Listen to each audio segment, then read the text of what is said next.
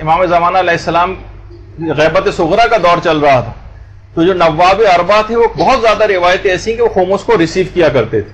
اب ان روایات کا کیا کریں گے اگر ہم یہ کہیں گے کہ خمس تو امام نے حلال کر دیا تھا، تو یہ پھر خمس کیسے ریسیو کر رہے تھے؟ تو اب یہ سوچا گیا کہ پھر ایسا کر دیا جائے کہ نواب اربا کا گویا انکار ہی کر دیا جائے کہ یہ افراد وہ تھے معاذ اللہ کہ جنہوں نے نیابت کا ایک ڈھونگ رچایا تھا خمس کو ریسیو کرنے کے لیے. آج کل جو کتابیں لکھی جا رہی ہیں، میں اس کا ایک پیج بھی آپ کے سامنے ابھی ڈسپلے کر رہا ہوں. یہ الٹے ہاتھ پہ جو چیز ہے وہ اصل کتاب کا جو وہ پیج ہے، اور اس کو ہم نے بڑا ہائی لائٹ کر کے آپ کے سامنے کہ غیبت صغرا میں نیابت کا ڈھونگ اس لیے رچایا گیا معاذ اللہ تاکہ مال خمس وصول کرنے میں آسانی رہے. اور جو کچھ آج کل ہو رہا ہے وہ اسی کا تسلسل ہے، اور یہ تسلسل اسی وقت ختم ہوگا جب امام زمانہ ظہور کریں گے، اور تبھی لوگوں کا آٹا، مرچیں، دھنیا اور ہلدی لوگوں کی دست برد سے محفوظ ہوں. یہ بات کہی گئی. اب دیکھیں کتنا، یعنی نواب اربا جو ایسے افراد تھے کہ جن کے متعلق ائمہ نے کتنی زیادہ روایتیں ان کے ثقہ اور امین ہونے کے اوپر آئیں، ان سب کو صرف اس وجہ سے رد کر دیا گیا اور کہا کہ انہوں نے نیابت کا ایک ڈھونگ رچایا تھا خمس کو حاصل کرنے کے لیے معاذ اللہ. یہ کتابیں لکھی جا رہی ہیں، ہر مومنات کے گھر کے اندر جو ہے وہ کتابیں پہنچ رہی ہیں، بعض اوقات فری ڈسٹریبیوٹ بھی کی جاتی ہیں. تو بہرحال آپ نے دیکھا کہ نواب اربا ان کے اوپر بھی یہ الزام اس بات کا لگا دیا گیا، یہ جو 4 نائبین تھے غیبت صغرا میں، کہ انہوں نے گویا خمس بٹورنے کے لیے اس بات کے دعوے کیے تھے.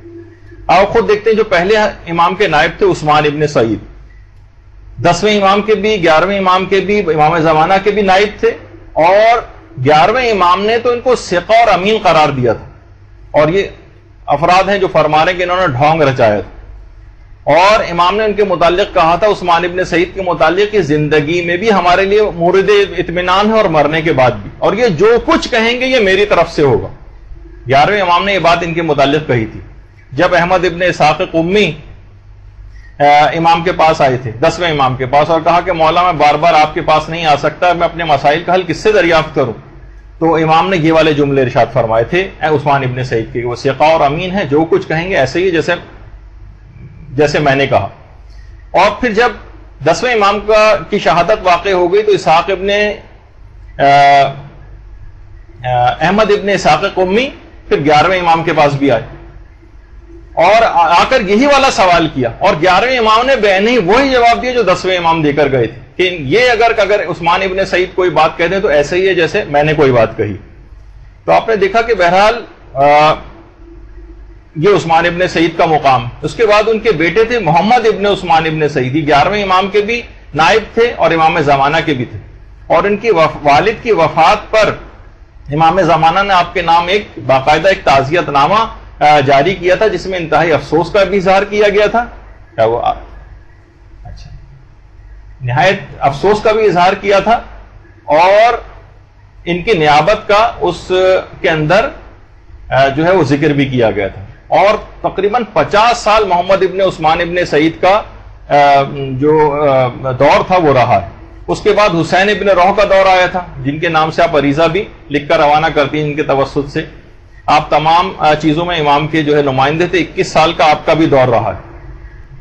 تو پہلا خط جو ہے جو ان کے نام حسین ابن روح کے نام امام زمانہ علیہ السلام نے لکھا تھا، وہ شیخ توسی فرماتے ہیں اور پورا خط حسین ابن روح پر درود و سلام پر مبنی تھا. اللہم صلی علی محمد.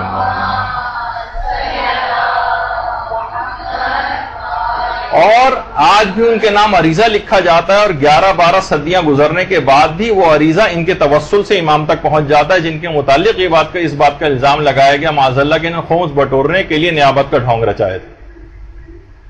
اس کے بعد چوتھے امام کے نائب تھے علی ابن محمد سمری.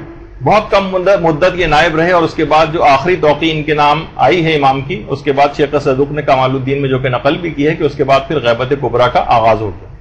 اب اتنے مقدس افراد کے جنہیں امام یہ کہیں کہ جو ایسے ہی ہے ان کا کہنا جیسے کہ ہم نے کہا ہے، ان کے متعلق اس قسم کی باتیں کی جائیں. نواب اربا کی پوری زندگی کتنے کام تھے ان کے. یہ امام کے نام کو مخفی رکھتے تھے، امام کی حفاظت کے لیے شیعوں کی مسائل اور مشکلات کو حل کرنا ان کا کام تھا، امام کے اموال کی حفاظت جو ہے وہ ان کا کام تھا، اور جھوٹے دعوے دارانہ جو امامت ہوا کرتے تھے ان کی بیخبنی کرنا ان کا کام تھا، ان سے مقابلے کیا کرتے تھے.